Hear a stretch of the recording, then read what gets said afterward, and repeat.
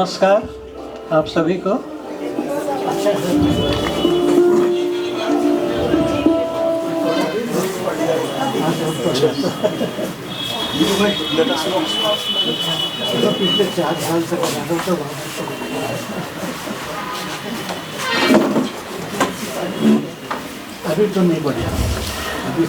And good evening.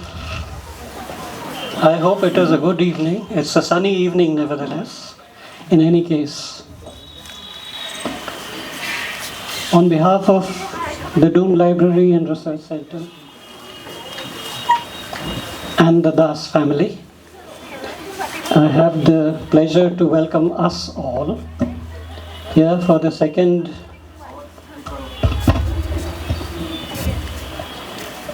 Surjit Das Memorial Lecture. Yeah, I think I should check if my phone is on silent, and perhaps you too should.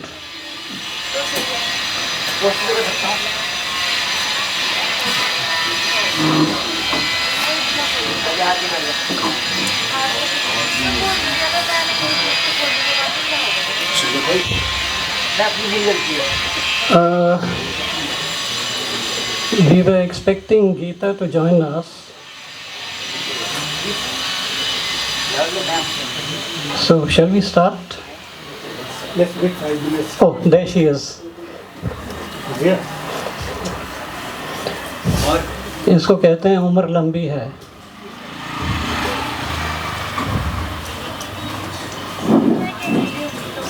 Please don't sit down. May I request you to chair the gathering today? And also,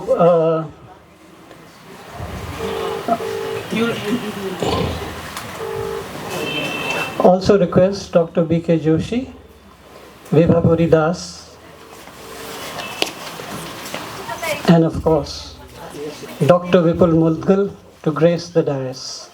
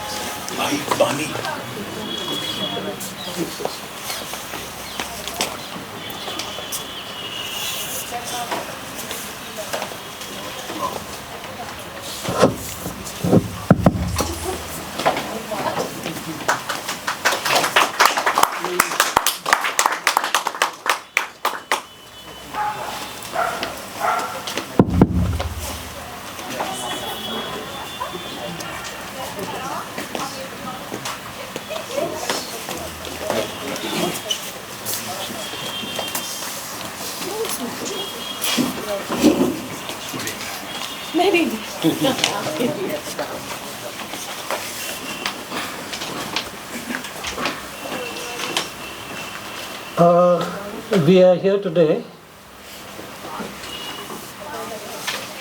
What is Surjit Das's 76th birth anniversary.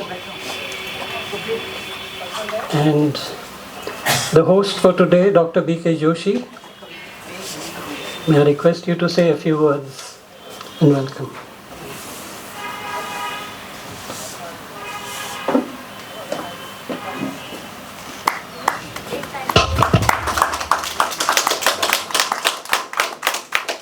Good afternoon, ladies and gentlemen.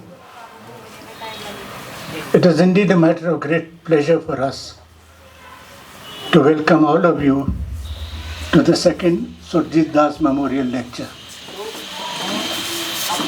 This lecture is jointly organized by the Doon Library and Research Centre and the Surjit Das family, and we have the pleasure of having with us Mrs. Vibhapuri Das,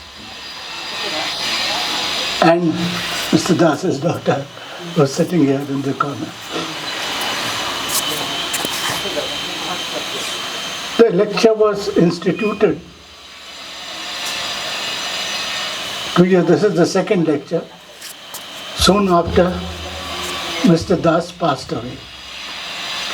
He had been one of the biggest supporters of this library while he was in office as the Chief Secretary of Uttarakhand, and later on when he retired and after a short stint in Delhi with Common Cause and other organizations, he came back to live in Dehradun, and that was the time when he devoted a lot of attention to this library, and we are grateful, very grateful to him for the kind of support he gave to the library. In fact, I will say that this place where we are sitting was in fact identified by Mr. Das as a suitable place for the library. One day he came here and he told me that I found a place for the library. We didn't have any money, we didn't have any this thing, but he said I have found a place for the library and took me to see this. This unfortunately, or I would say as circumstances would have it, this place was known as the Dharna Sthal. All dharnas in Dehradun were organized at this place. So I and others who heard this told him it will be very difficult to get the Dharna Sthal vacated for a library. So he said, let us see how it happens. It so happened that when the then Chief Secretary arranged some money for the library building from the Airports Authority of India, we were in a situation where we had the money, but we had no place. It just so happened that this was the time of the COVID period when everything was closed. So it was easy for the government to get the Dharna Sthal vacated and start the construction of the library. So I would say we owe the existence of the library at this place in a major way to Mr. Surjit Das. I would be failing in my duty if I did not extend a very warm welcome to Dr.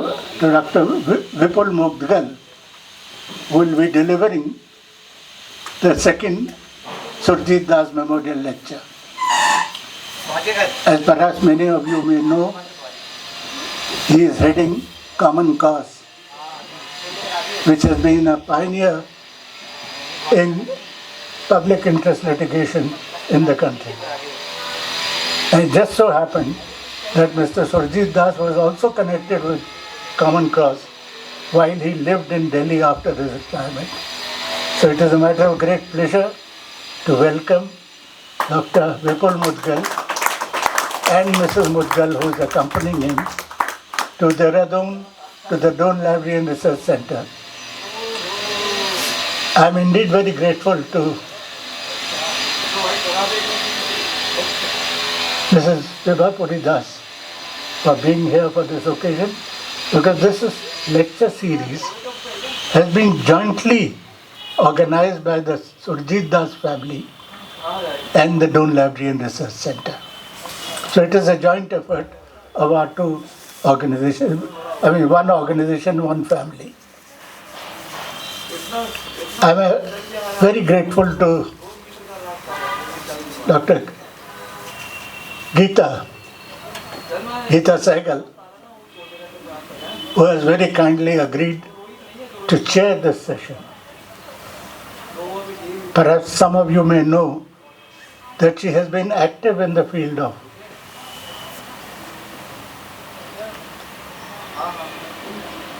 public interest litigation, and more so in the field of various organizations which have been working for the rights of the people. So it is a matter of great privilege that we have her with us this afternoon.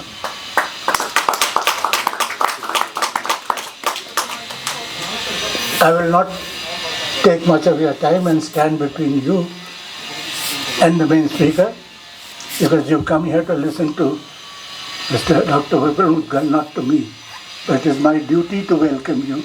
Thank you very much.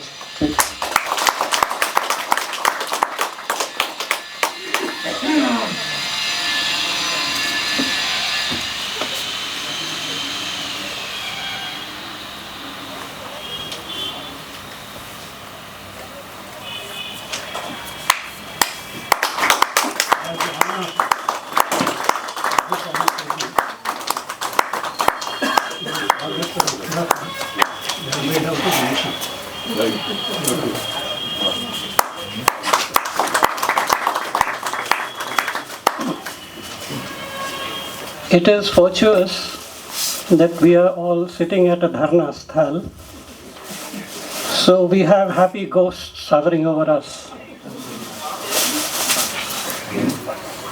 Nicholas?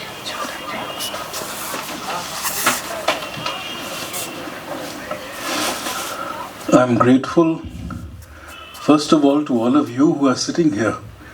Without you, there would be no sense of occasion, there would be no occasion. While the people on the dais sort of make stuff, the audience is why this happens. I remember the fateful day when Mr. Das brought me into this room, and there was nothing here, absolutely nothing. There's a wonderful term in Bharat Sarkar known as L1 tender, and this room evidenced every sign of L1 tender. And Mr. Das pointed to this room and said, "This is what we have. Over here, I want the black hole and I want IIC. So I said, "Sir, that's a slightly tall order." He said, "No, you have to do this." So we've done our best. We've done our very, very, very best. We've been supported in a million ways by the audience who turns up every time, and people from the audience, from the community who turn up every time. So deep gratitude to all who make this happen. The particular part of this program that I'm standing here before you for is about a month and a half, maybe 2 months ago, Mrs. Das said, "Do you think we could release a book of poetry by Mr. S.K. Das?" And there are advantages to being ignorant and foolish. I promptly said yes. And that's when we went on an excavation. Mr. Das was prolific in every direction. All of you who knew him would know that. Prolific in every direction. Any conversation with him, you'd come back home carrying 30 rabbit holes in the palm of your hand, 30 different directions in which to explore, things you knew nothing about, and you had your entertainment in terms of reading and thought for a long time, and the next time you went, you got another 10-20 rabbit holes, and that was the beauty of the man. So, some of the rabbit holes he left behind were reams and reams and reams of blank verse. So, Mrs. Das, thank her fortitude, dug deep in and gave me bories full of stuff. And there's more. So, we've produced a first edition, okay, as it were, okay. This does not do the poet credit, it doesn't do us too much credit either, but a little more time would have been nice, which we didn't give ourselves, and that's fine. So there is a first edition, edited by Nivedita, Mrs. Vibhapuri Das and Srila. So I will now request Nivedita, Mrs. Das, Geeta, Dr. Joshi and Dr. Mudgal to please sort of show the world this little book of ours, and Mr. Surjit Das's.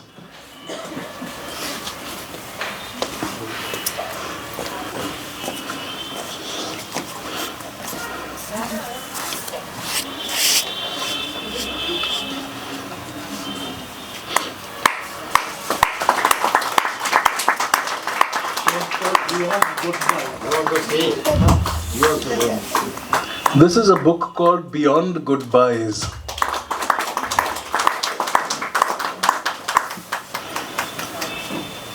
I'm going to take the liberty of reading two poems from the book, if I may. It's always good to take something sacred and something profane. So, what was sacred to Mr. Das was Mahatma Gandhi. So, one poem about Mahatma Gandhi and one sort of secular figure that landed up in the house one day. So here goes. I am not going to be doing a very good job. So this is called They Disfigured the Statue of Gandhi. They disfigured the statue of Gandhi. They tore out his eyes, smeared it with tar so that the wrinkled face disappeared into the dark, uncanny shape of the night. Why did they have to do it? Gandhi is dead now. As the bullet they sent through his heart is dead now. He cannot come out of his grave, and what if he did? He would not swear at anyone like the other bad men in town. He would not steal my wristwatch at the party on Sunday. Gandhi never even went to a party. He was a lonely kind of man. He would sit there with those dark, ugly men and spin his wheel in the sun. He would tell them stories of grand old men and sometimes of himself. There were some men who did not like him, as there are others who hate him now. But Gandhi never understood what it was not to be liked. He only thought of his spinning wheel. He only knew his stories, which he told to the children who ran to him from their mothers' laps, and he only knew the tears in his own eyes. And so, one day, discontented with the world, Gandhi killed himself. And they that shot him knew that Gandhi had died long before the sound of the bullet in him had died. When the rage of killing him was gone, only the women were left. All the men, all the husbands of the women of the town, all of them sat on their haunches burning the body of Gandhi, bit by bit. The remains of a statue that they themselves had built. Then they smeared all the ashes on their bodies and became saints, every one of them.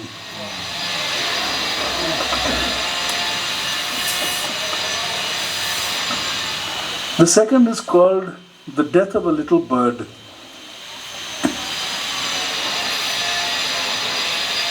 A little bird came flying, chirp, chirp, chirp, making in the lower sky. His two tired wings, shelter-seeking, flew into my tiny backyard garden. I greeted him with scattered grain. He smiled at me and sang his last song, deathless. Over many summer hills he came for this one solitary moment, to sit down in a home and die, assured that he will have a grave, that falcons and eagles might not fall on him, nor cruel men dissect his every part to share a meal of his body. He will be free in his death. He made a peaceful landing on a twig, looked up into his heavenly world, the sky, offering bird prayers to the cloud gods. I never knew his prayers. He did not explain his thoughts to me, but one thing I saw. There was a serene smile on his face and cloudy tears in his pearly eyes. And how many tears has the parting of a little bird? He raised his beak high again, offering bird prayers to a bird god I, a man, did not understand. But I could see from the little blue opening of my bedroom window his torn feathers rumble and white tear become pearl over his mossy eye. He turned and twisted his neck, scanning the abysmal depths of a distance far beyond and the infinitesimal yards of space crossed behind. A journey half made is really pathetic. So the little bird spread his wings, far, far, far, far spanning the entire sky, shook his neck with a silent note and resumed his distant journey on flightless wings. So these are two poems by Mr. Das. There are more in the book. In the second edition of the book, there will be a lot more. I promise all of you. Viju bhai, if you would.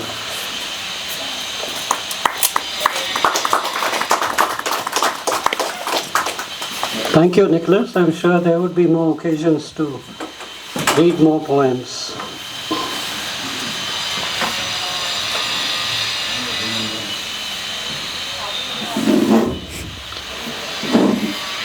सितंबर 2023 के बाद Doon library और दास परिवार के लोग मिले बैठे. They considered and decided to hold a memorial lecture, a Surjit Das memorial lecture on his birth anniversary.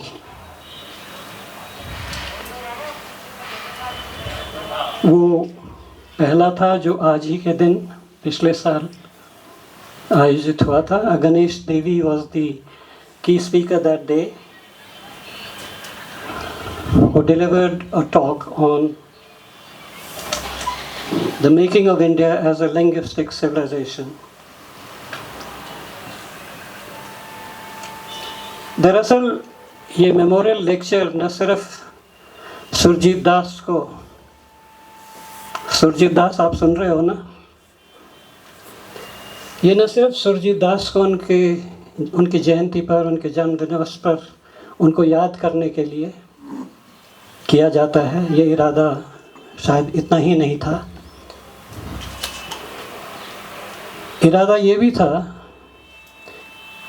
कि जो मुद्दे, जो सवाल, जो समस्याएं लोगों के बीच रहती हैं और जो ताज़िंदगी सुरजीत दास की अपनी ज़िंदगी का भी हिस्सा रही हैं,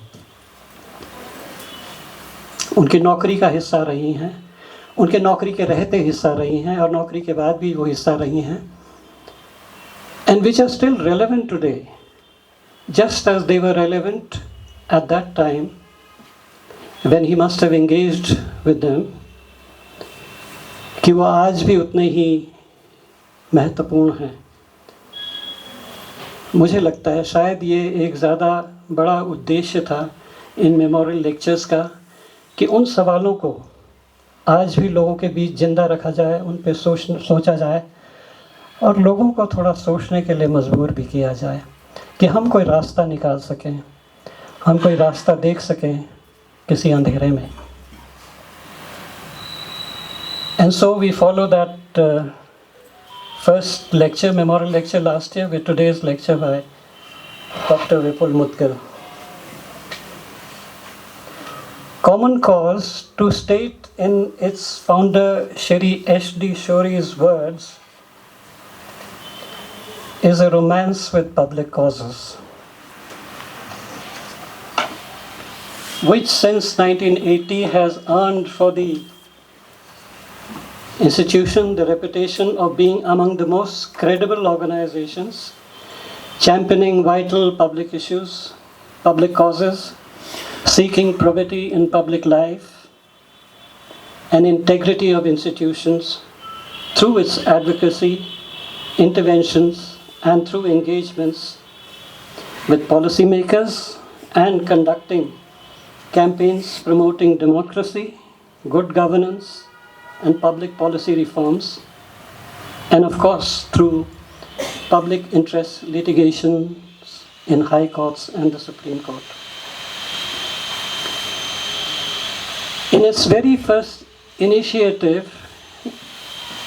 which, if I'm not wrong, actually led to the formation of Common Cause, please correct me if I'm wrong, related to the problems of pensioners, and which related in 3 major Supreme Court decisions benefiting almost 40 lakh pensioners. From that first initiative in 1980 to one of the most recent ones,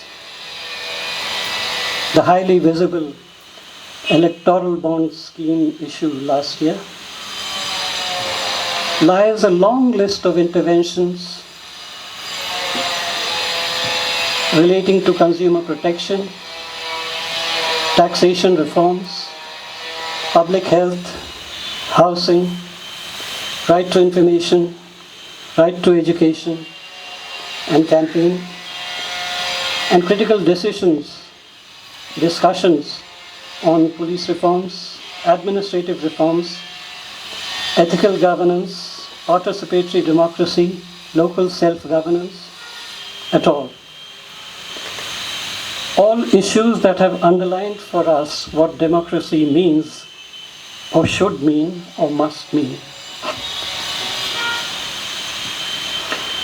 Surjit Das, I see you pleased and smiling from up there. Shortly after your retirement from the government service, you were directly associated with the Common Cause for about 3 years. But more importantly, that association was preceded by your engagements with issues right throughout your civil services,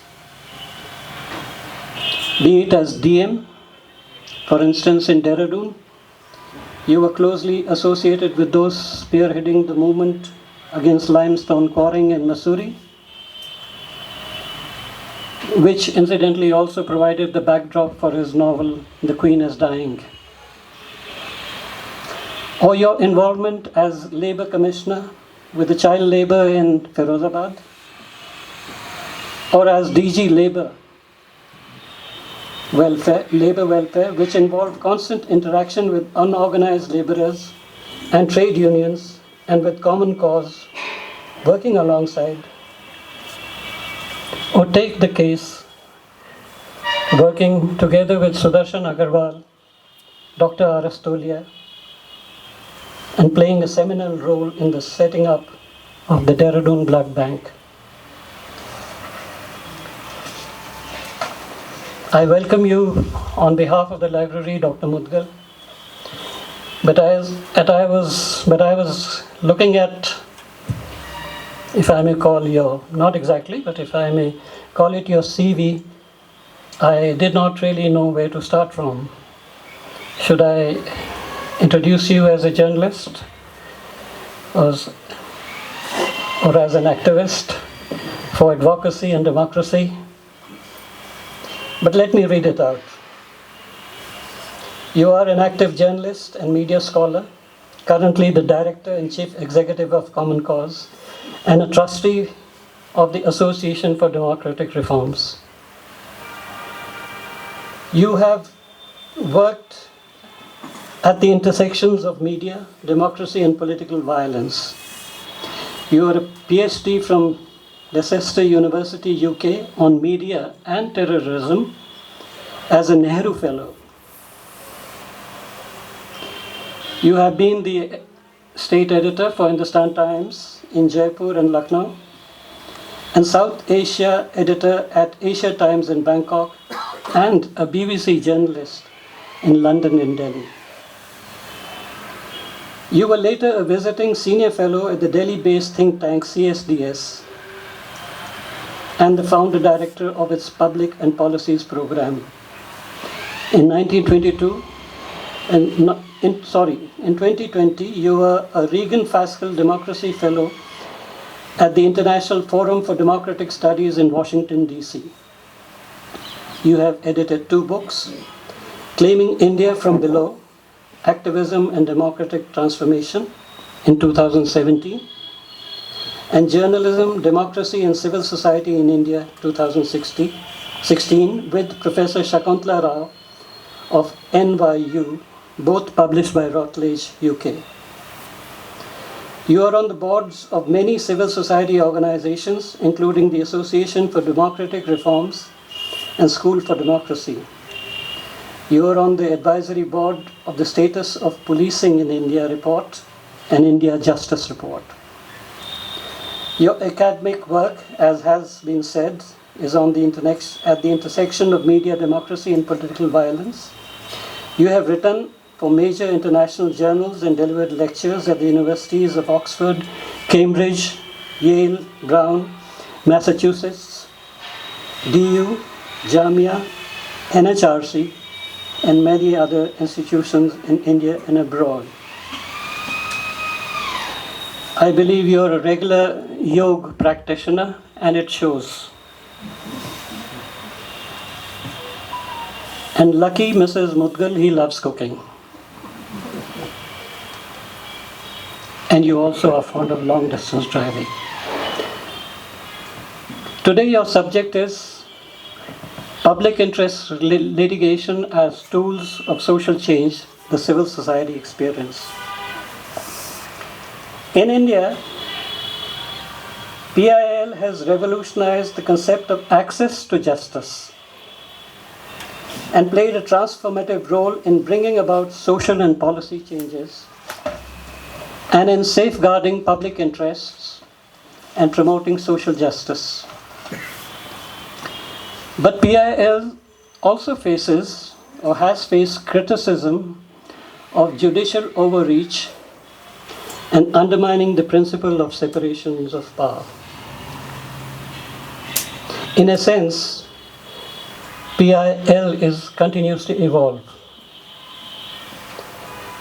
Apart from helping us develop a clear understanding on PIL and of how we as individuals and as civil society members can use this to the benefit of our society and our people, we hope from you we will get to visualize how this evolution is likely to play ahead into a shape that will ensure this potent instrument to be more useful and to be more used. Dr. Vipul Mudgal, I welcome you to the podium. You have 45 to 60 minutes.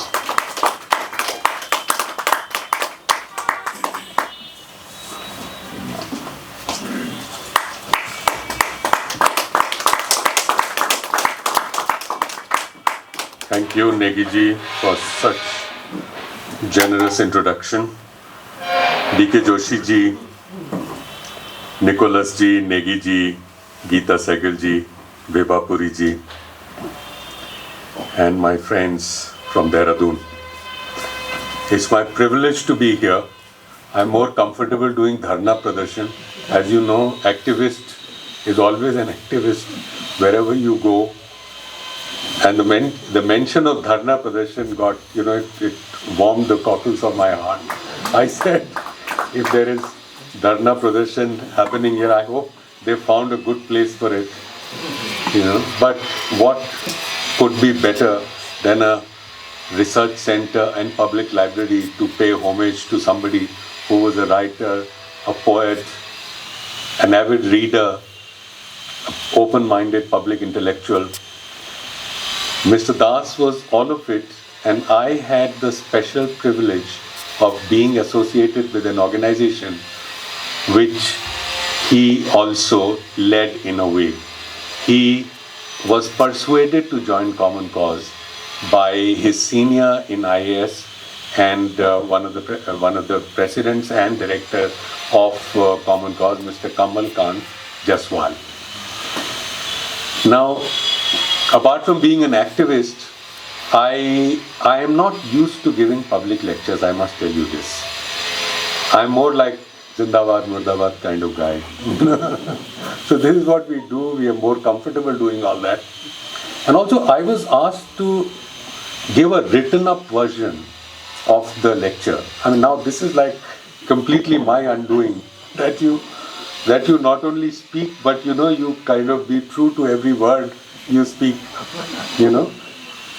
And then an unusual request that please do it in Hindi and English together.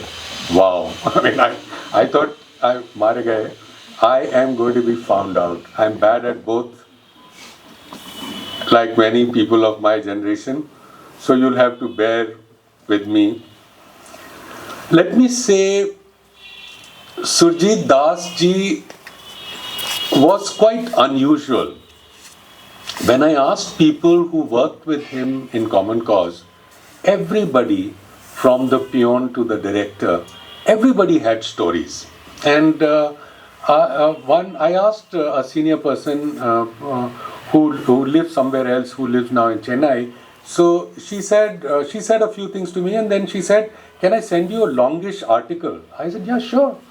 So she sent me a very long article, about 2,000 words, that Surjit Kishore Das ji had written about Sister Agnes.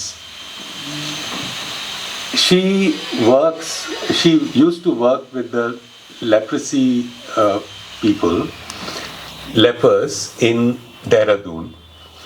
And when she and somebody on her behalf contacted Surjit Das ji, he was the collector, a young collector, I must say, of Dehradun. So he said, "Sure, appointment de dijiye." So then somebody told him that she had, her one leg was amputated and she's on wheelchair. So the collector Saab visited the ashram, and that was year after year he would go meet her. And when he left Dehradun and he went to Lucknow, other parts of India, he was holding more important positions, more responsible positions. I can imagine a very busy man. But he remembered Sister Agnes, and he was writing letters and receiving letters from her, and also exchanging poetry with her. So this was Surjit Das ji. And also in Common Cause, he was the one who introduced the idea of environmental justice to Common Cause. I mean, we are not really given to areas like environment because it needs very special knowledge. I mean, Ravi Chopra ji is sitting here. I know you could be kind of, very well-meaning, but you could actually end up harming the ecology, like all of us are doing together in the form of Char Dham development pariyojana or whatever it is called. So दास साहब की stories, दास साहब की कविताएं, दास साहब की संस्मरण सभी को याद है मेरे ऑर्गेनाइजेशन में, और सब ने उनके बारे में बहुत बढ़िया बढ़िया बातें की. तो मैं ये सोच के आया कि दास साहब के बारे में बात करूंगा और कुछ ऐसी बातें भी करूंगा जिन चीज़ों में उन्होंने डायरेक्टली हिस्सेदारी की थी. तो हम लोग चूंकि एडवोकेसी का काम कॉमन कॉज करता है ज़्यादा, तो उसमें राइट टू एजुकेशन पे दास साहब की बहुत ज़बरदस्त जानकारियाँ थी. और जानकारियों के अलावा वो बहुत लोगों को जानते थे. I mean, as you would expect, a senior IAS officer who's been a chief secretary of a state and who's also like really loved, everybody kind of remembers him, and both Mrs. Puri Das and him, I mean, their humility and everything. I mean, so you can imagine what kind of contacts and what kind of friends he had in places which were important. So we got into this area and we started doing representations and writing letters, and we got interested in many issues which were later taken up. And I'll tell you a little more about some of our PILs which were filed, which were as environmental as kind of governance reforms and everything else. So it is very difficult to put your finger on it and say that this is actually about environment and not about the natural resources allocation, or not about something else, or not about governance, or not about corruption. Open, absolutely naked corruption. So many of those things came together. So we are actually very, very thankful, and it's a double privilege for me to be speaking here about PIL at a place which was so close to his heart, and at a library and a research center. So let me say that I am speaking on behalf of two organizations, ADR, Association for Democratic Reforms, which is an election watchdog, and Common Cause. Common Cause works on, let us say, governance reforms and probity in public life. Now, Public interest litigation is one part of it. The other part we do is called a flagship report, Status of Policing in India reports, called SPIR. Now these reports are about citizens' trust in police, citizens' satisfaction with police, police working conditions, policing during COVID, and now the latest, and surveillance, by the way, surveillance and the issues of privacy and the police. And the last one, which is about to come out in a few weeks' time, it is on torture and use of excessive force by the police. So these are main activities of Common Cause, but Common Cause is more known by the PILs it files. And the public interest litigation by itself, it's a very interesting area. Many people who've been filing this kind of public interest litigation are actually behind bars. Many are not delivering public lectures, but we are lucky to be doing this. And I must say that we have been doing this against all governments. So we had the ire of the last government, and the allegation earlier was that these are, particularly when there was PILs like 2G and coal, which literally gave the bad name to the government, and one can say that the decline began with 2G and coal, and they said that they are inspired by RSS. And now when we filed some more PILs against the present government, they said we are urban Naxals. In fact, initially they said that you were inspired by the opposition, but because opposition is so weak anyway, so they said you are urban Naxals. But anyway, we have friends on both sides, and there are people, in fact there are whistleblowers who are ideologically on their side, but who come to us with papers and who say that please do something, this is like egregious, this is happening right under our nose. Now, before I start speaking, what I'll do today, I will just outline some PILs that we fought. And you will get an idea of why it is an instrument of democratic intervention and how it works and what are the limitations of public interest litigation, among many other things. So first, let me just describe what I believe is civil society and what I believe is PIL. Okay, so it is important. I know that civil society, I mean, if I start defining civil society, there are people like Geeta ji sitting here, Ravi ji sitting there, Anurag ji, many other people who do civil society work. This institution itself is civil society. Then what am I telling you about? Why am I wasting my time defining civil society? But let me say, I am deeply inspired by a definition given by Václav Havel. Now, here is somebody who was a dissident in a communist regime in Czechoslovakia. He was a writer, a poet, a philosopher in his own right, a civil society activist. And he said that civil society, whatever it does, should have an element of civility in it. I mean, it's like, it's not, I mean, semantics wise, it's not saying much, but you realize that when you do something and you succeed, you become bloated with false pride. विनम्रता समाप्त हो जाती है, तो विनम्रता और शिष्टाचार, उनका कहना था, हैवेल का, कि विनम्रता और शिष्टाचार अगर सिविल सोसाइटी में नहीं है, तो वो सिविल सोसाइटी है ही नहीं. वो जो भी आप पॉलिटिकल सोसाइटी कह लो या जो भी उसका दूसरा नाम कहो, तो उन्होंने जो centrality of civility civil society में लाई और उन्होंने कहा कि डेमोक्रेसी काम नहीं करेगी, डेमोक्रेसी का कोई भी खंबा काम नहीं करेगा कायदे से, जब तक कि इसमें ये शिष्टाचार का और विनम्रता का समन्वय नहीं होगा. तो ये एक विचित्र परिभाषा थी मेरी तरह से. तो और जैसा कि नेगी जी ने पहले कहा कि हमारे जो फाउंडर थे H.D. Shori ji, Shori ji coined this beautiful term and he said a romance with public causes. Now romance has love in it. So I mean, if you're doing romance with public causes, you couldn't be going to war. I mean, it's love after all, you know. So it was like it defined our parameters, and we said that we will never go against individuals.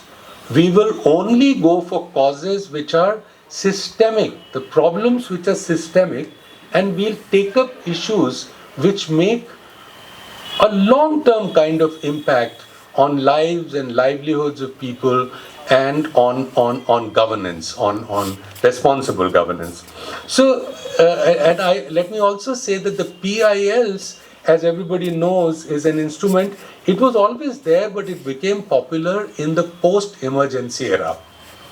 And the emergency was like a watershed moment in India. I mean, it was a time when I think there are various ways in which you can say dictatorship. It was like it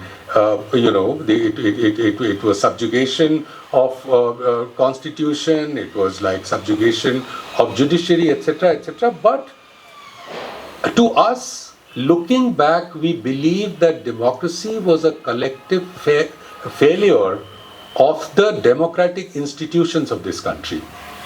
You know, the democratic institutions which could have come to the aid, they did not rise up to the occasion. And I think in today's India, we see the divisions and we see many of those problems resurfacing, and we believe that we cannot afford to have another failure of democratic institutions of India. And for that reason, I think public interest litigation there has a very important role. And the people who made it popular right after emergency, there was also, during emergency I must say, the spotlight was on civil liberties and democratic rights. And people like Justice Bhagwati, Justice Krishna Iyer, Justice A.R. Desai, who actually popularized public interest litigation, they also made certain public interest litigation out of postcards, out of newspaper cuttings, and they said these are important issues and they should be taken up. And I think since then, you know, this particular kind of instrument has become very popular. You have seen there are many PILs which not filed by us, filed by public spirited individuals all over the country. They are like absolutely path changing, they are path breaking PILs, like this Hussain Ara Khatun case of 1979, which was about the prisoner's right to speedy trial. I know that the prisoner's rights are still nowhere close to where they should be. I mean, prisoners in India, the under trials, are among the most abused people, if I can say so. But at the same time, the right to speedy trial was established at that time. The Vishakha case, which gave guidelines against sexual harassment in workplace, which has become a norm now. Olga Tellis was so important. Yesterday I went for a walk in Dehradun, and it's the state capital, and in the heart of state capital you couldn't walk on the footpath. Every half a mile or less, if the footpath was broken, waterlogged, difficult, and I was imagining if there's somebody slightly infirm or somebody who's ill, somebody who's crossing the road coming from the hospital, you know, is there any way we can have footpaths, proper footpaths, anywhere in India? Do we need a public interest litigation for that? So there was one case, Olga Tellis in 1985, so there are times when we actually go overboard on our rights and tread over others' rights. Like some citizens of Bombay went to the court saying that the hawkers have no business being on the footpath. Now, correct, footpath is for people to walk. But at the same time, where do the hawkers go? Give them some place. So there was a major PIL in 1985, Olga Tellis versus the Union of India, which gave a historical judgment saying that yes, you need footpaths and the hawkers have a right to livelihoods. You know, similarly, hazardous industries, you know, the guidelines from the court came against that in the MCA Mehta case. Then there was Navchet Singh Johar and the LGBTQ. Now, anybody who's heard President Trump saying that there are only two genders, I don't know which direction we are going in, but the Indian courts have been more progressive than that. Now, and let us not forget, as a background to what I'm going to speak on, is that India's right to food, India's right to education have also come through some court route. There was a public interest litigation by PUCL versus Union of India, which gave a landmark judgment. First, it came in the form of some interim relief to the victims and potential victims of starvation deaths in Rajasthan, and later it became the right to health, and the court not only gave directives but also asked Parliament to pass a legislation and said that these directives will be in place until the legislation actually comes into force. So again, I mean, going back to kind of कौन सी नागरिक संस्थाएं हैं, क्या है नागरिक समाज, क्यों हम ये करेंगे, या कोर्ट के द्वारा करना ही संभव है या कोई और तरीका है, तो बस मैं ये इसमें कहना चाहूँगा कि हम सिविल सोसाइटी के संदर्भ में ये कह सकते हैं कि इसका संदर्भ जो है वो नैतिकता और शिष्टाचार के साथ है, सामाजिक रिश्तों के साथ है, जानकारी के साथ है, भागीदारी के साथ है, जवाबदेही के साथ है। और इतना अगर याद रहे कि गैर सरकारी संस्थाएं, सिविल सोसाइटी जो इस तरह के काम करती हैं, वो गैर सरकारी तो हैं ही, लेकिन गैर लाभकारी भी हैं और सार्वजनिक भलाई के लिए भी हैं। तो उस पृष्ठभूमि के साथ मैं आपको अपने कुछ रोमांस विद पब्लिक कॉजेस के बारे में बताना चाहता हूँ। एक छोटा सा केस हमारे संस्थापक ने फाइल किया ब्लड बैंक्स के लिए और जो खून का व्यापार भारत में होता था उसके खिलाफ। तो जो लोग मेरी उम्र के हैं यहाँ पे, उनको पता होगा कि सभी छोटे शहरों में, बड़े शहरों में, बड़े अस्पतालों के आसपास बड़े बड़े बिल बोर्ड लगे होते थे, यहाँ शुद्ध और ताज़ा खून मिलता है। आपने देखे, आपके ज़माने में याद नहीं है? हाँ, मैं तो my grandfather's house was in Agra and close enough was a medical college and hospital, and they were like shops galore, खून बिक रहा है वहाँ पे, and the doctors would say कि आप उधर जा रहे हो तो इस वाले से मत लेना, उसका खून अच्छा नहीं होता, उधर से लेना, वो अच्छा खून बेचते हैं, so there were no regulation, no ethical considerations, no system of storage and distribution. There was no regulation on blood. So what would happen, there would be professional blood donors who would go and donate blood, and they would, like all middle class people, love to say things against the poor people, say अरे ये गरीबों को देखो जाके वहाँ खून दे आते हैं और उसके बाद शराब पीते हैं बैठ के, like our prejudices against the poor were my father's generation. I mean, a lot of people used to say that.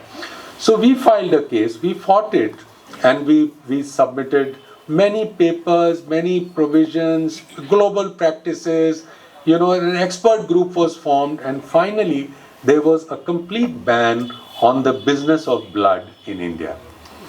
And then came the regulation. They formed the city, the state level and the national level blood transfusion councils.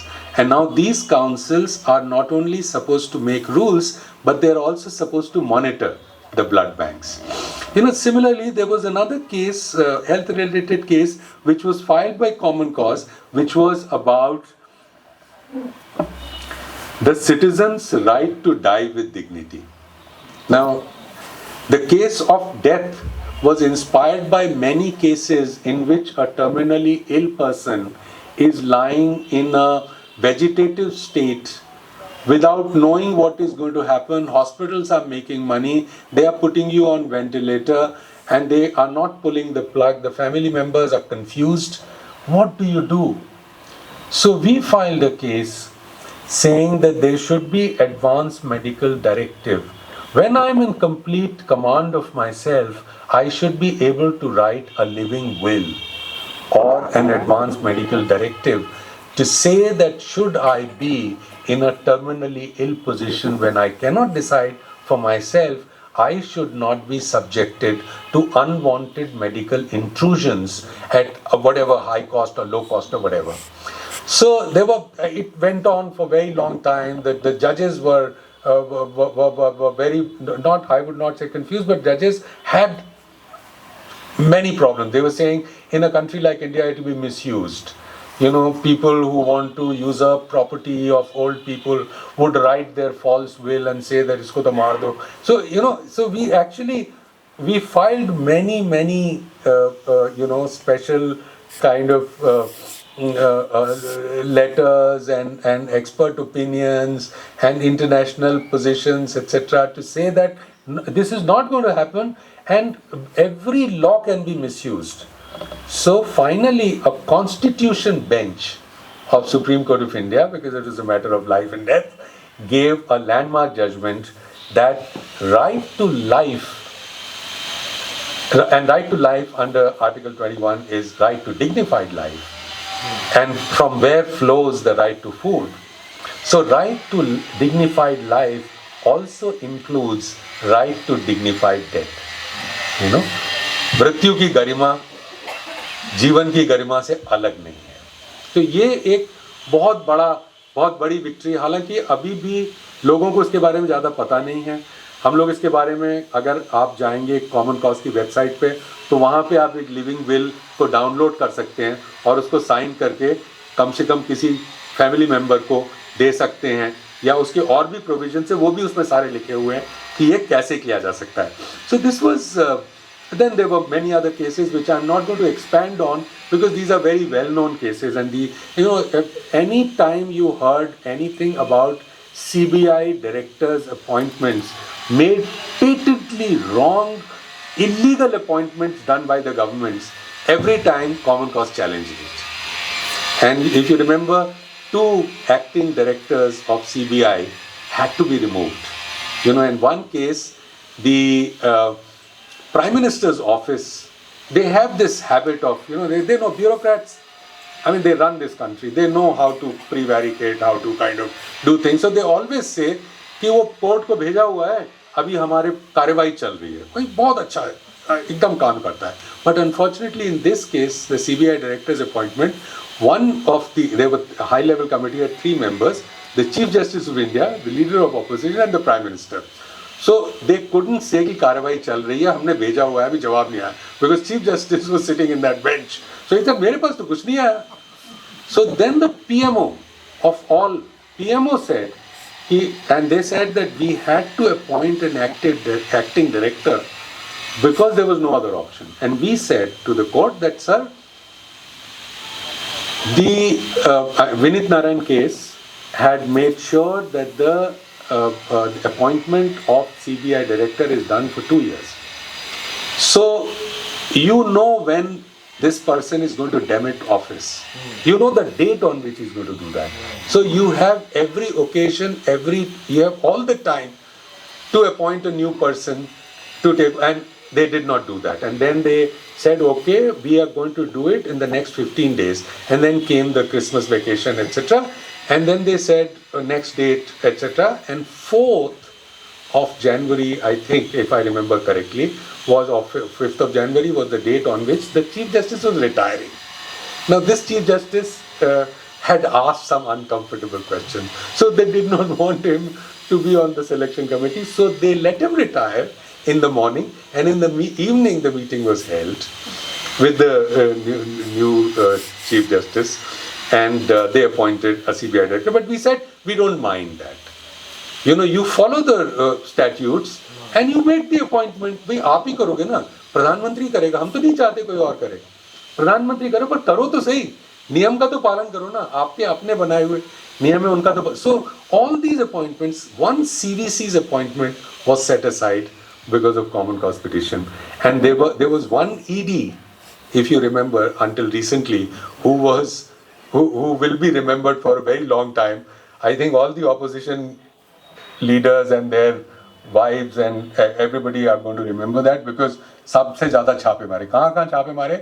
किसी के politician के ऊपर अगर छापा मारना है तो उसके साले के घर में छापा मारो, उसके ससुर के घर में छापा मारो.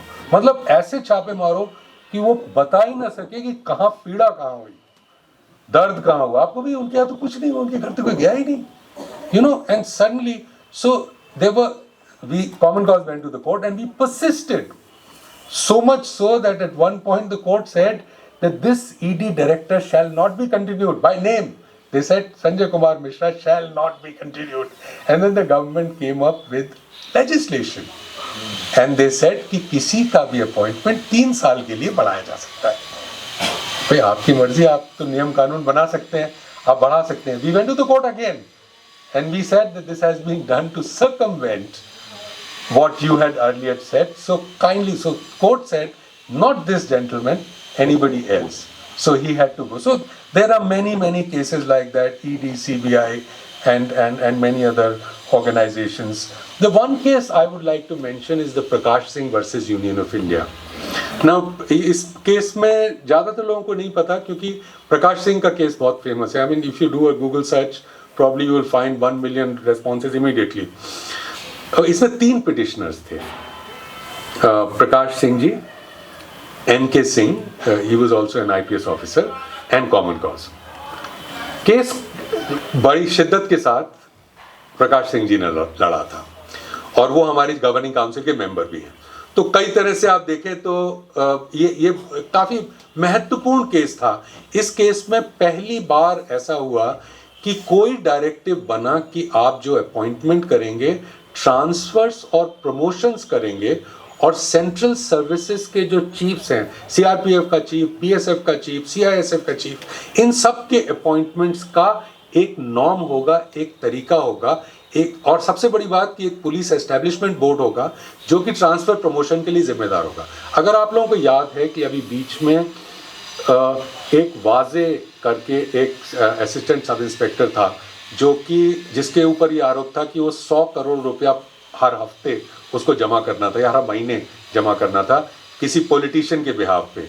तो महाराष्ट्र के जो गृह मंत्री थे अनिल देशमुख जी, उनके ऊपर आरोप था कि उनके लिए वो काम कर रहा है. तो ये व्यक्ति जो था, अब मुझे पता नहीं कि वो आरोप कितने सही थे या नहीं थे, लेकिन उसमें काम की बात यह है कि वो सब इंस्पेक्टर 16 साल से, असिस्टेंट सब इंस्पेक्टर 16 साल से वो सस्पेंडेड था.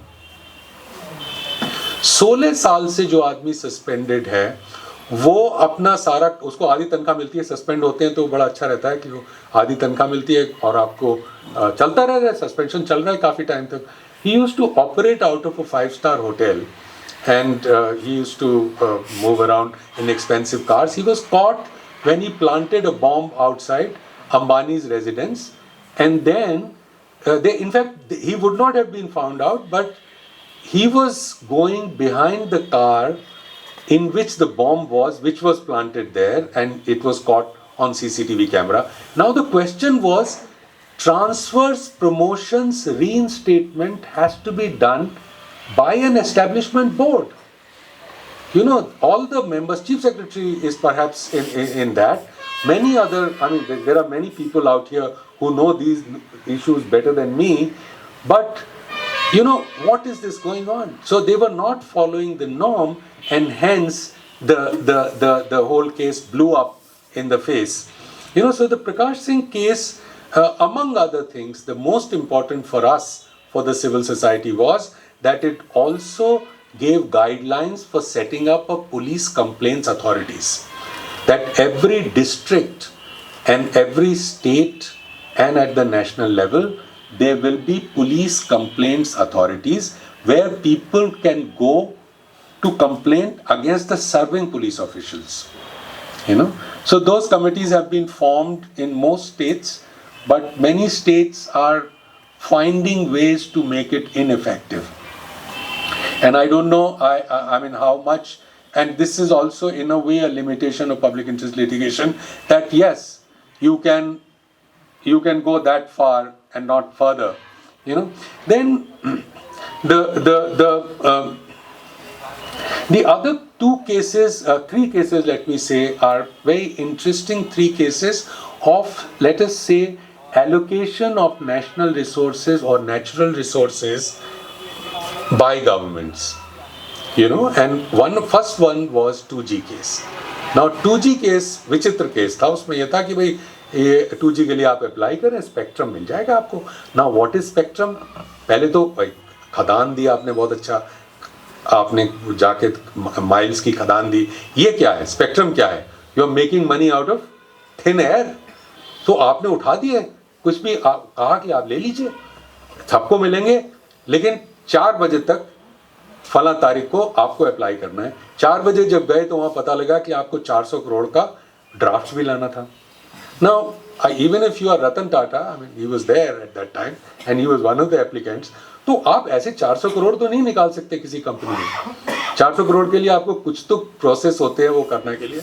And suddenly it was all closed. So it was obviously a way of first come first serve, giving it to the cronies. So 2G के ऊपर जो हमारा केस था, बहुत शिद्दत के साथ कॉमन कॉज ने केस को लड़ा. इसमें 10 अलग अलग पिटिशनर्स थे, लेकिन जो हमारा केस था, हम लोग प्रमुख थे, CPIL था और काफ़ी सारे पिटिशनर्स थे. राजा जो हैं उसमें उस समय मिनिस्टर थे. तो 122 पूरे 2G स्पेक्ट्रम लाइसेंस कैंसिल कर दिए गए. तो उसमें ये भी कहा जाता है, बहुत सारे लोगों को एक भ्रांति है कि 2G में कुछ नहीं हुआ, 2G में तो छूट गए सारे लोग. तो मैं ये पहले से बता दूं आपको कि 2 2G केस थे. एक 2G केस था जो हमने फाइल किया था, जिसमें हमने कहा था कि national resources should be allocated through certain parameters. You make those parameters and follow them. And the second case was filed by the government and the CBI of conspiracy by the people who were in charge at that time, and they actually weakened their own case. So when people kind of were let off, it was not our case in which they were let off, it was the government's case. हमारे case में 122 licence हमने कहा cancel करो. हमारे सारे licence cancel हुए. हमने कहा कि ये नए आप कीर्तिमान, वो क्या कहते हैं, मापदंड बनाओ. वो मापदंड बने और उसके बाद ये हुआ. तो एक 2G एक बड़ा एक सफलता थी. उसके बाद आया कोल. ना कैप्टिव कोल ब्लॉक एलोकेशन भी बहुत विचित्र था. उसमें भी क्रोनीज को बांटे गए थे और उसमें ये कहा गया था कि भाई देखिए, स्टील, सीमेंट, पावर, ये सब चीज़ें जो हैं ये देश के लिए ज़रूरी हैं, गरीब आदमी इनका उपयोग करता है. तो इसलिए जो कंपनियां स्टील, पावर, सीमेंट बना रही हैं, उनको कोल ब्लॉक फ्री में दिए जाएं. Captive power coal block allocation किए गए. तो ये इसमें भी बहुत ज़बरदस्त धांधली थी. तो इसमें हमने जो केस फाइल किया, इसमें हमारे साथ बहुत अच्छे को पिटिशनर्स थे. इसमें 2 फॉर्मर चीफ इलेक्शन कमिश्नर्स थे इंडिया के और 2 farmer Admirals of Indian army, Indian navy थे. तो इसमें ये इसलिए भी करते हैं हम लोग, अक्सर ये करते हैं कि हम लोग लोगों से कहते हैं कि भाई आप भी आइए. जैसे कोर्ट का अक्सर ये कहता है कि भाई आप हर बार पहुंच जाते हैं तो आपके साथ और लोग भी होने. अभी हमने डोमेस्टिक वर्कर्स के राइट्स के लिए एक पिटिशन फाइल की थी, जिसमें हमने अरुणा रॉय जी को अपने साथ को पिटिशनर बनाया था, क्योंकि वो डोमेस्टिक वर्कर्स के इश्यूज़ पे काम करती हैं. और हमने national platform for domestic workers को पिटिशनर बनाया था.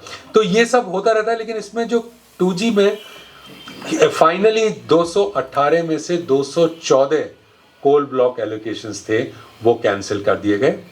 और उसके बाद रीएलोकेशन हुआ. और जो रीएलोकेशन हुआ इन दोनों में, उसमें एक में 70,000 करोड़ रुपए का एक वो दिया था नंबर, जो हमारे CAG ऑफ इंडिया थे. कुछ लोगों ने कहा सही है, कुछ लोगों ने कहा गलत है. हमें नहीं पता कि 70,000 करोड़ था या 65,000 करोड़ था, कितना था, लेकिन इतना पैसा बचा.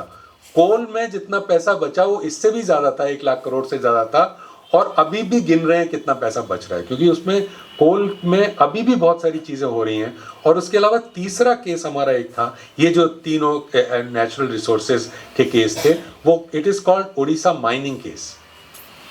इसमें उड़ीसा माइनिंग केस में इलीगल माइनिंग फॉरेस्टेड एरियाज के अंदर हो रही थी. तो हमने पहले कोर्ट को कहा कि आप ये डेफिनेशन बना दीजिए कि इलीगल माइनिंग क्या है. अगर फॉरेस्ट के अंदर हो रही है तो वो इलीगल माइनिंग है। अगर जो आपको जितना मिला हुआ है कि आप इतनी माइनिंग करेंगे, if you are mining in excess of your allocation then that is illegal mining. Pro rata basis पे वो क्या करते हैं कि सिक्लिकल है लोहे के दाम, तो फेरस का जब दाम बढ़ता है तो वो ज़्यादा माइनिंग कर लेते हैं, और जब कम होता है तो वो माइनिंग बंद कर देते हैं। तो हमने कहा कि ये परिभाषा बनाइए कि व्हाट इज इलीगल माइनिंग, और इलीगल माइनिंग के ऊपर 100% पेनल्टी लगाई जाए। तो लग गई, उसमें बहुत बहुत सारी चीज़ें हुई बीच में जो मैं जाना नहीं चाहता। उन्होंने कोर्ट ने कहा कि ये कमीशन बनाइए। हमने कहा सर हम चाहते हैं कि कमीशन बनाइए। तो जस्टिस एम.आर. शाह की अध्यक्षता में कमीशन बना। कमीशन बैठा हुआ था, हम कमीशन के पास रोज पहुंच जाते थे नए नए कागज लेके कि सर ये देखिए, सर ये देखिए, सर ये एनवायरमेंटल लॉज है, सर ये है। तो उन्होंने कहा कि भाई साहब हम आपके साथ हैं, आप चिंता मत करिए। लेकिन फिर भी जितना भी कमीशन को चाहिए था हमने सारा कुछ दिया। उन्होंने बहुत अच्छी रिपोर्ट दी और फाइनली उड़ीसा में इलीगल माइनिंग के ऊपर कंप्लीट बैन लग गया। तो उन्होंने कहा कि जो 100% ड्यूटी है ये जमा करें। तो 1.5 साल पहले तक का नंबर जो गवर्नमेंट ने दिया था, 33,000 करोड़ रुपया जमा हो चुका था इलीगल माइनिंग का। मेरे संगठन के पास, मैं एक नया आदमी अगर रखना चाहूँ तो हमें 25-30 लाख रुपए की जरूरत है। तो हमारे सारे फंडर्स जो हैं वो थोड़ी आनाकानी कर रहे हैं। वो कह रहे हैं यार तुम लोग जो है ना ऐसे काम क्यों करते हो, प्यासे को पानी पिलाओ, भूखे को रोटी खिलाओ, हम तुम्हें देंगे पैसे। ये सब क्या होता है, कोल ये सरकारों के ऊपर चोट है। हम कहते हैं सरकारों पे नहीं है चोट, ये भी गरीब आदमी के मसले हैं। अगर आप कायदे से देखें, जो पैसा, अगर जनता का पैसा लुट रहा है अगर कहीं पे, और वो अगर ना लुटे तो उसी पैसे से आप अस्पताल बनाएंगे और गरीब आदमियों के बहुत काम कर सकते हैं। तो हम कहते हैं नहीं सर ये वो हैं। तो फंडर्स भी पीछे हटते हैं इन सब चीज़ों को लेके। लेकिन 33,000 करोड़ रुपया जमा हो चुका था इलीगल माइनिंग का, और इसमें बहुत सारी, ये जो 3 याचिकाएं हैं। लेकिन मैं इसमें एक बात बहुत स्पष्ट आप लोगों को बताना चाहता हूँ कि जो पैसा बचा वो इसकी बड़ी उपलब्धि नहीं है। हमारे पास और भी केसेस हैं जिसका मैं जिक्र कर सकता हूं, लेकिन ये जो 3 केसेस मैंने आपको उदाहरण के तौर पे दिए, 2G coal and illegal mining in Odisha, in these cases the biggest gain of these cases was not that the country or the exchequer has saved lakhs of crores of rupees. The biggest gain is that no government after these cases can gift national resources to their cronies. It's become extremely difficult. They are still doing it. 1 or 2 people जो बहुत करीब हैं, ठीक है, but it's become very, very difficult to just gift to your cronies. So the other case that I must mention today is the Lokpal case. You all remember that when the decline of the last government started, Anna movement was at its height, and the committees were formed. The suggestions were taken from all kinds of civil society organizations, political parties, intellectuals from all over the country. Committees were formed to draft Lokpal rules, etc. Common Cause also played a role in it. There was a committee in which Prashant Bhushan was there. There was another committee in which his father was there. There were many other committees formed. There was one in which there were some senior IAS officers. There was, I think, one in which I'm forgetting her name. But there were many others. There were army officers, senior army officers.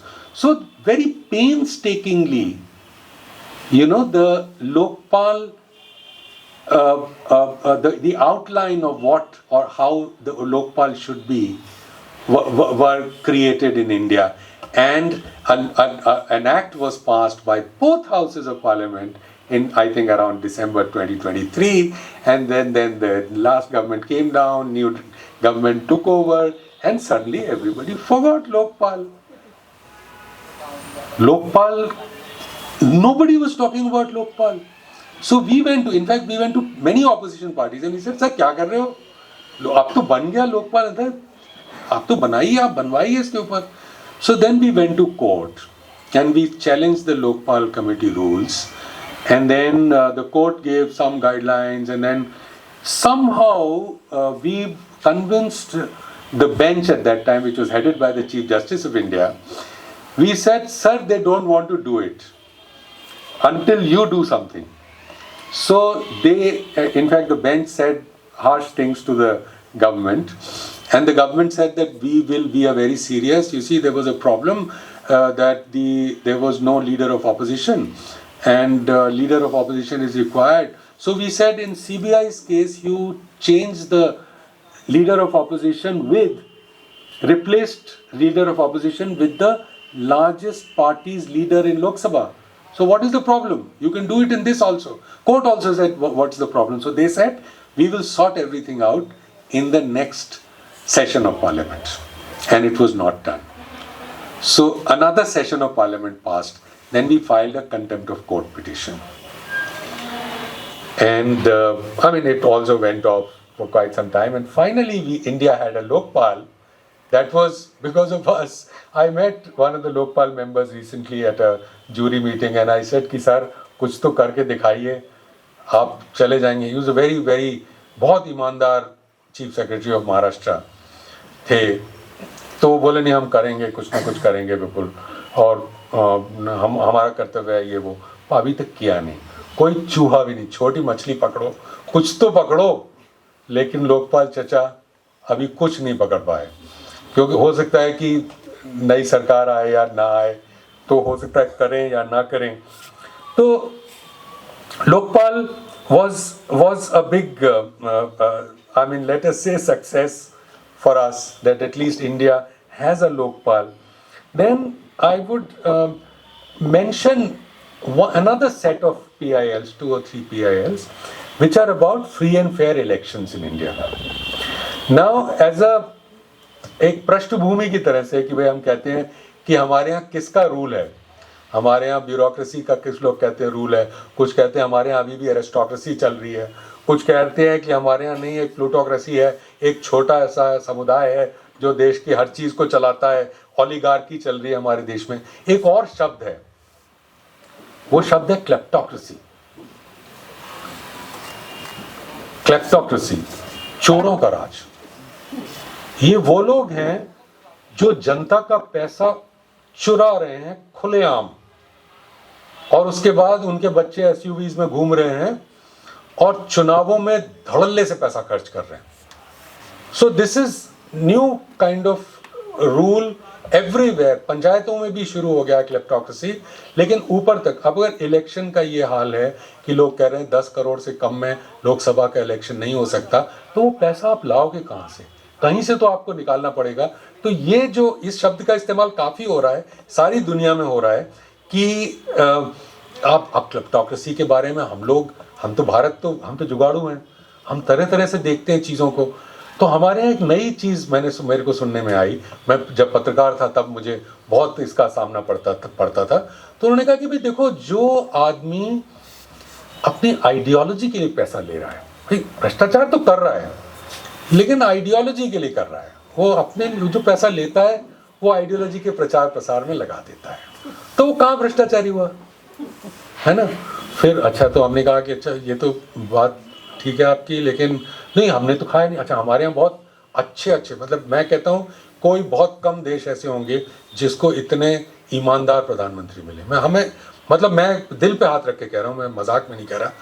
Atal Bihari Vajpayee, Manmohan Singh, Modi ji, एक से बढ़ के एक, personally सब ईमानदार हैं. लेकिन हमारे देश में क्लेप्टोक्रेसी बढ़ती जा रही है, कम नहीं हो रही. तो ये क्या मजाक है? तो इसमें जो पहला जो हमारा एक केस था, तो ये तीसरा I must complete this set, कि जो पार्टी के लिए और आइडियोलॉजी के लिए खा रहा है और भ्रष्टाचार कर रहा है, वो तो भ्रष्टाचारी है ही नहीं. दूसरा जो भ्रष्टाचारी कर रहा है, पार्टी के लिए कर रहा है और संगठन के लिए कर रहा है, वो दाल में नमक की तरह खा रहा है. Saving something for the rainy day. वो कहाँ बेईमान हुआ? देखो कितना हाई स्टेक गेम खेलते हैं पॉलिटिशियंस. तो ये कहाँ बेईमान हुआ? तो उसको भी बेईमानी. तो बेईमान कौन हुआ? वो हुआ जो कि भ्रष्टाचार करे और पैसा ले ले और उसके बाद विधायकों की खरीद करे और क्या सरकारें गिराए, वो तो हम लोगों ने ऐसा प्रतिमान बना दिया है कि हम लोग भ्रष्टाचारी को भ्रष्टाचारी नहीं कह पा रहे। और अभी जो अगर आप ADR की साइट पे जाएंगे, ADR पे आपको बहुत सारी चीज़ें मिल जाएंगी। तो आपको जो मोटे तौर पे 3-4 चीज़ें मैं आपको बताना चाहता हूँ। पहली तो ये है कि अगर आप के खिलाफ क्रिमिनल केसेस हैं और आप बिलियनर हैं तो आप you are 3 times more likely to win an election। जो नंबर हम लोगों ने निकाला एक अपनी एल्गोरिथम लगा के कि 15